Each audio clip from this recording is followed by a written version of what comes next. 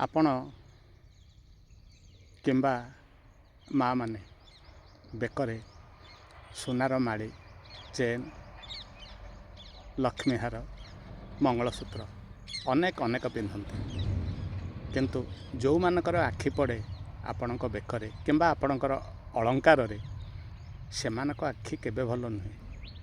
ସିଏ ଅହମିକାର ଆଖି, ହିଂସାର ଆଖି, ପରଶ୍ରୀ କାତରତାର ଆଖି, ଗର୍ବର ଆଖି, ମୋହର ଆଖି କେବେ ନୁହେଁ।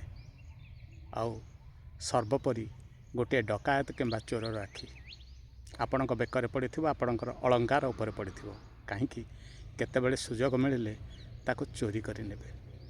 କିନ୍ତୁ ଯଦି ବେକରେ ଆପଣ ତୁଳସୀର ମାଳିଟି ପିନ୍ଧିଥିବେ ନା, ମହାପ୍ରଭୁ ଜଗନ୍ନାଥଙ୍କର ଆଖି ଅଥବା ପ୍ରଭୁ କୃଷ୍ଣଙ୍କର ଆଖି ଆପଣଙ୍କ ଉପରେ ପଡ଼ିଥିବ, ଆପଣଙ୍କ କଣ୍ଠରେ ପଡ଼ିଥିବ।